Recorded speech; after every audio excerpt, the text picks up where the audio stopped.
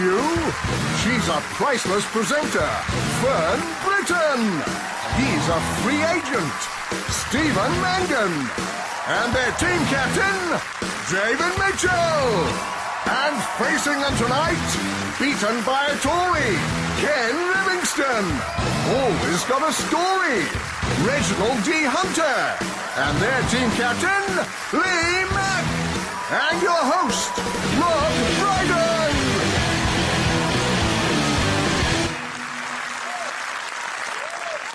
Hello, good evening, and welcome to Would I Lie to You, the show where fibbing is the order of the day. When they're lying, people fidget awkwardly, they shuffle their feet, and they avoid eye contact. I know this is a fact because the other day I did a stand-up gig to an audience of 2,000 liars.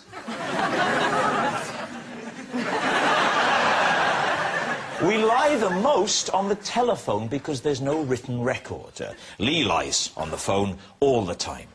There's never really a fire, is there, Lee?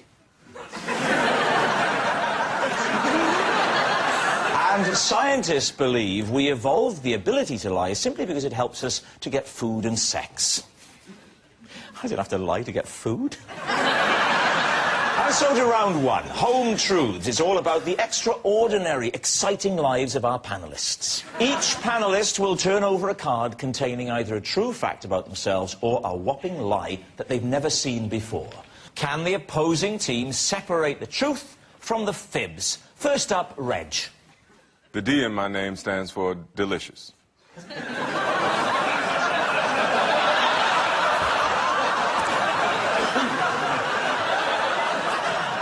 Obviously, why?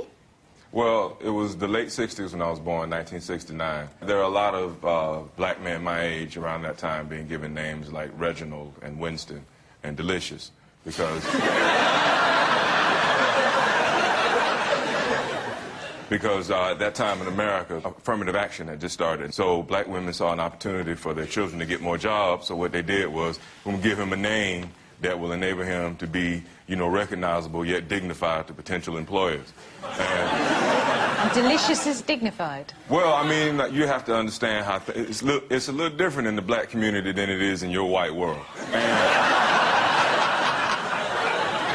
And so, like the name Delicious commands great respect in the ghetto.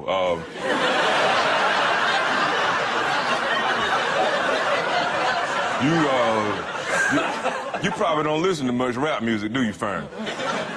Then there's MC Delicious, Big Papa Delicious. French Golden.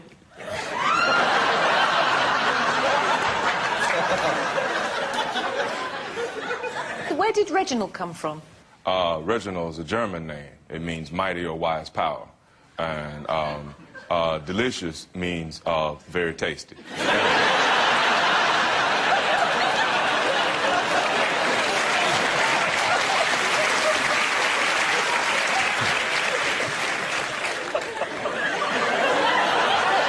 What was your father's name? My father's name is Homer. And what was his middle bit? He didn't have a middle name. No. He grew up in the 30s and 40s, and it was very tough times for black people, and he couldn't afford a middle name. And do you have brothers and sisters? I do indeed. And what are their names? There's Brenda, there's Kathy, there's Oliver, there's Scrumptious.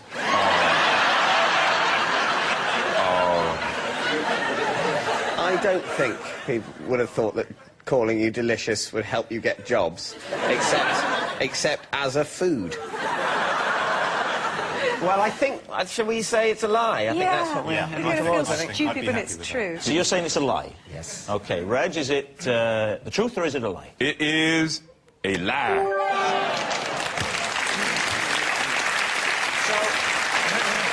So what does the D stand for in your name? What does the D stand for in my name? None of your business. The D in Reg's name does not stand for delicious. I did once meet a person called Delicious, but not sure it was her real name, or if the other girl was really her sister, or if either of them were actually qualified nurses.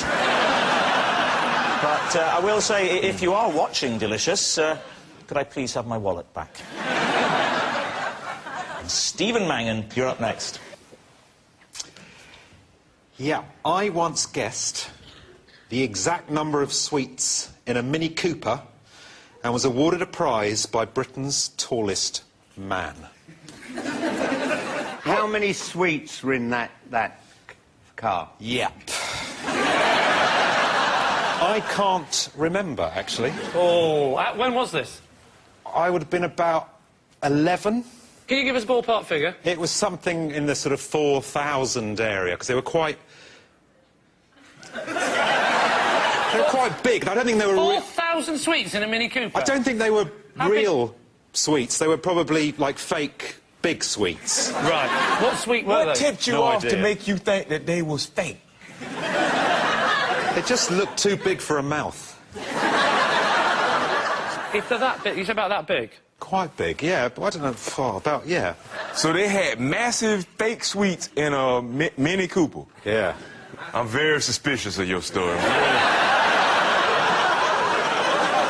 Yes, you can't remember the amount, you can't remember the size. And where was this? Any recollection of the country? Or... Yeah. It was at Brent Cross Shopping Centre, and I won £100. What? That was the prize. £100? £100. What year was this? Oh. 83, something around there. Late 80s and 83.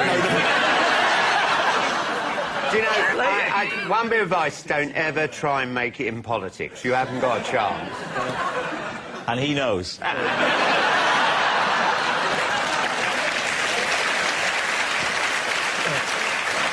I sense you're edging ever closer to a decision. What are we going to say, Ken? He's lying.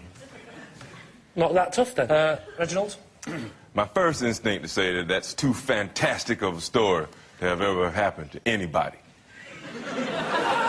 But then I think, you look like you might do anything.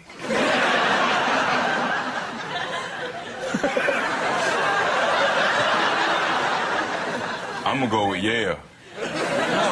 I don't know who to go with. Reginald with his suave charm. Or you. I'm going to go with Ken here and say that you are, in fact, not telling the truth. You're saying it's a lie. OK. So, Steve Mangan, truth or fiction? It is, in fact, the truth. No!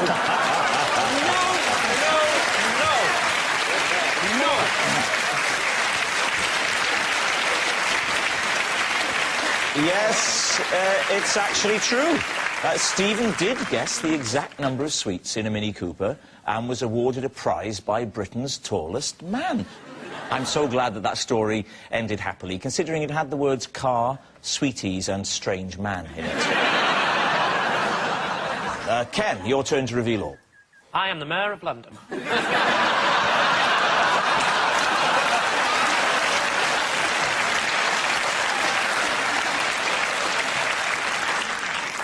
I was the first person in the world to breed the Congolese frog, Hymenocyrus curtipes, in captivity. This shouldn't take long. David. Why? They are the only frog I know that has a prehensile anus. And... Yeah, you've got our attention. What? They can turn the anus into a small tube which sprays eggs or sperm in just about every general direction. How did you make them breed? Well, this was... He stammered when he asked it. I love that. Sir, how did you make them breed? Everybody else had kept them in tanks with an aerator, which bubbled away. And with the prehensile anus spraying the sperm and the eggs in all directions, if it's bubbly water, they just sink down and nothing happens. They need to stay on the surface film. So it's pure luck on my part. Not in my wildest dreams.